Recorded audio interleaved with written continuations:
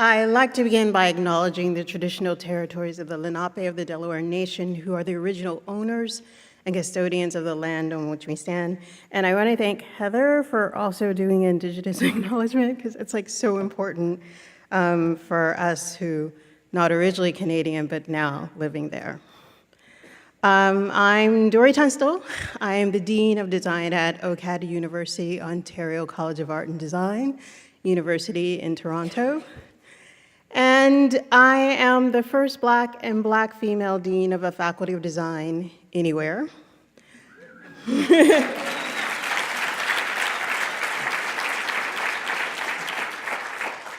I'm also a design anthropologist, and I'm African American, and all those things are important because it sets the context for what I'm going to talk to you about today. Can I say the word bitch?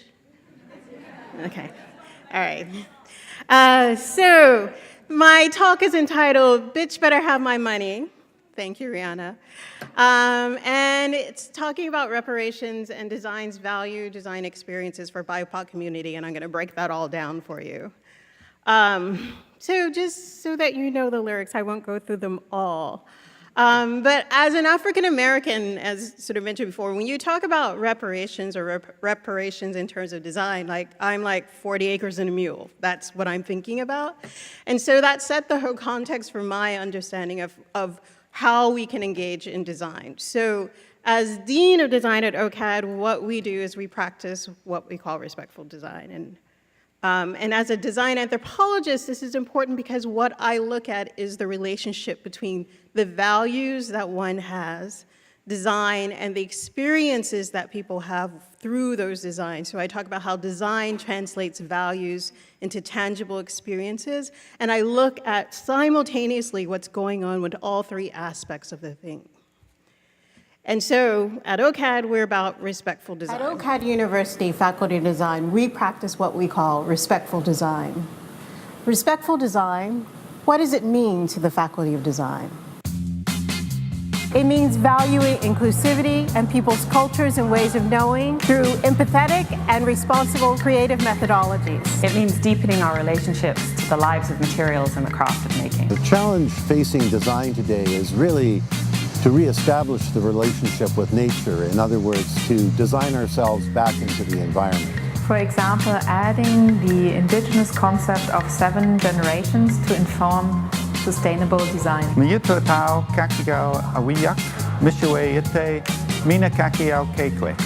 design takes a certain amount of humility.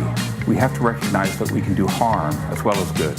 It's about need over want. Respectful design means acknowledging different values, different manners of production, and different ways of knowing. The widest possible range of diversity with respect to ability, language, culture, and beyond. Designing futures with inclusion and belonging for everyone. Come join us here at OCAD University's Faculty of Design and find out what respectful design means to you.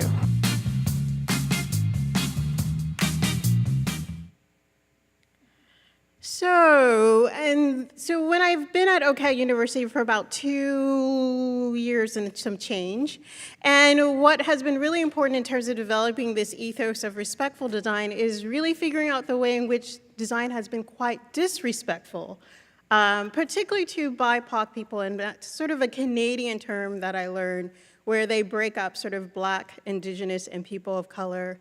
And I'll go through the reasons why, because it tells us a lot about the diversity that exists within diversity, but also how we're all positioned quite differently in relationship to design.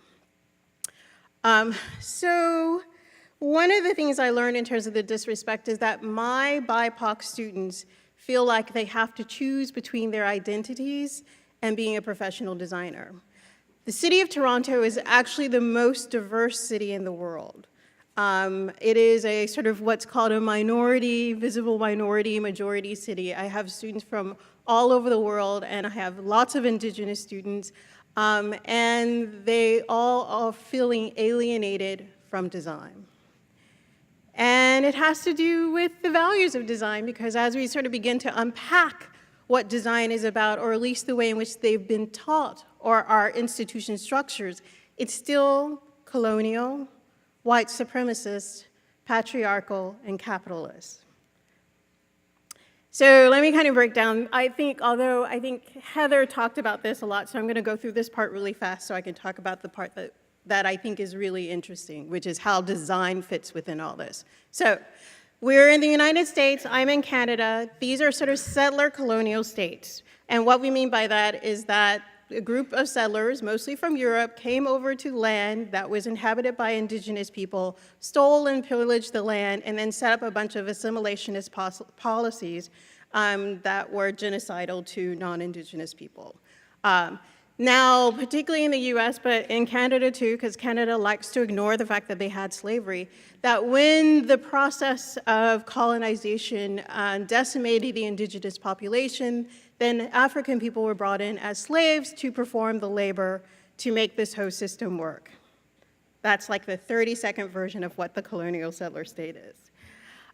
So this becomes important because the BIPOC, the way they recognize in Canada is that we all have different positionalities based on that experience. So being Black, you are brought to the land involuntarily.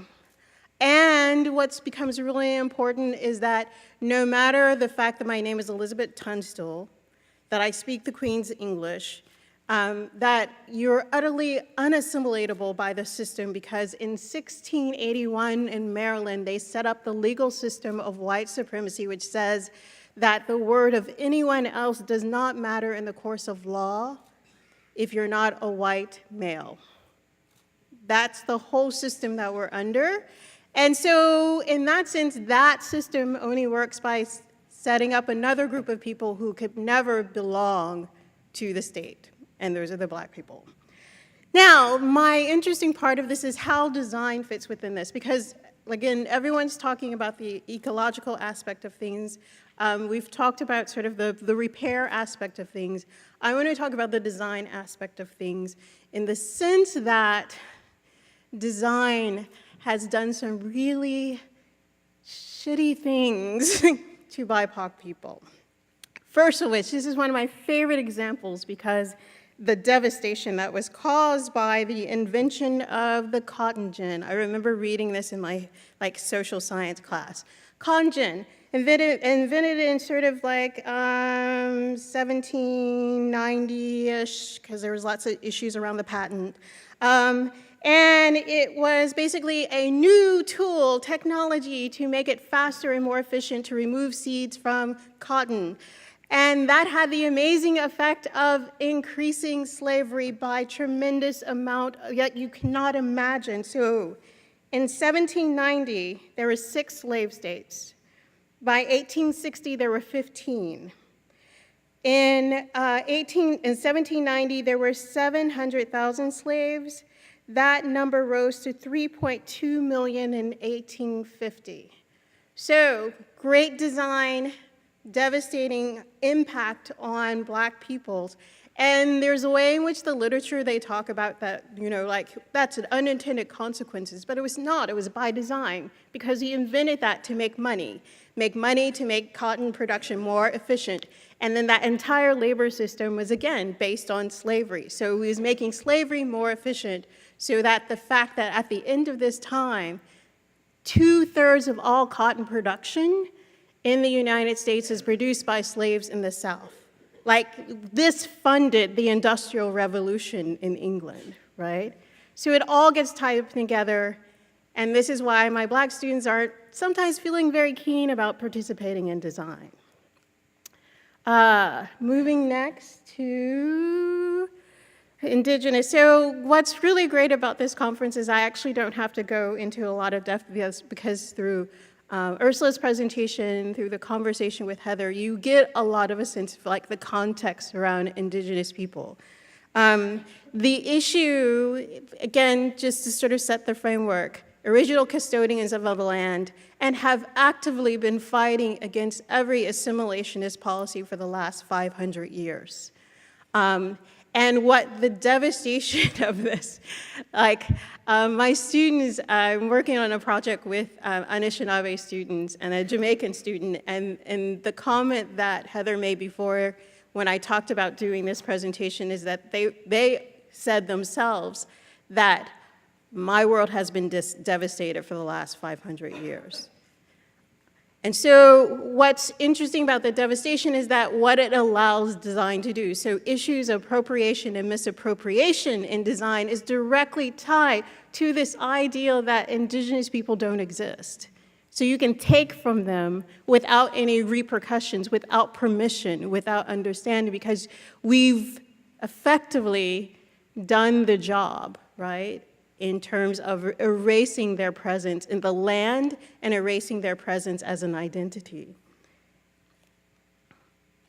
And then for people of color, so this is where it gets really complicated, right? So generally have escaped their home to become new settlers.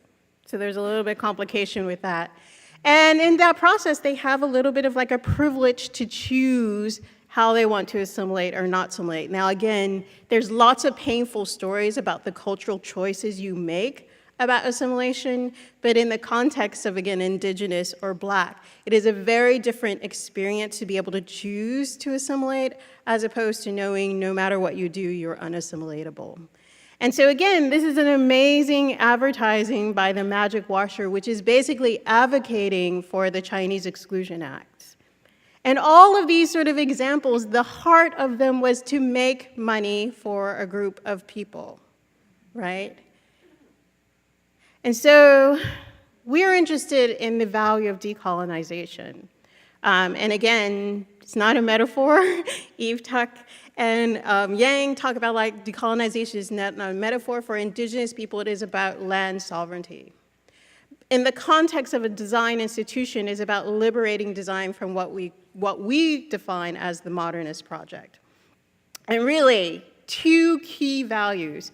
Through technology, bringing luxury to the masses, and that the end result of that is ecological disaster because everyone can't be the king or consume as much as the king. And then universal mankind, which is drop your national and ethnic baggage at the door so you belong to the state, which in the context for many BIPOC people is colonization 2.0. So by reparations, it's important that we take full acceptance of our collective biography, right? That there's a price we must pay, and this is great, Ta-Nehisi Coates' The Case for Reparations. The other part is to understand that there are active ways in which we're trying to make amends, right? We've hired last year 5 permanent Indigenous faculty members for 600,000 Canadian per year. That's the cost of that. But the dividends of that are priceless. So we have Howard Monroe, who was speaking Michif, his Indigenous language, the Métis language in that video, is changing design process to align it with the 7 grandfather teachings. We have students who are rebuilding their language. So this is Graham Nalamba, who's done a project in terms of bringing back Zimbabwean Bantu symbols in contemporary Zimbabwean design. This is my student Papul, who is totally changing the way in which we think about futuring by bringing Rajasthani Kavach storytelling into strategic foresighting processes because not everyone sees the future as this linear thing. And all of these things are priceless, but there is a price. All these things take money. It's not about the design without the resources and the control over the resources to be able for BIPOC communities to redesign their world for themselves and for their communities. Again, I still have no Black faculty in an institution which is over 140 years old. That happens by design, and that has a cost. I need $600,000 per year for the next 10 years to be able to hire the faculty so that my Black students will not leave design. So this is all to say that design can help in reparations, but it also has to understand how it has been harmful. And that all this process of what design can do, design saving the world, that it doesn't mean much if it doesn't contribute to a redistribution of resources. It's about the money. and the ability to build your life and build your communities through the resources that were stolen from BIPOC communities. So thank you very much.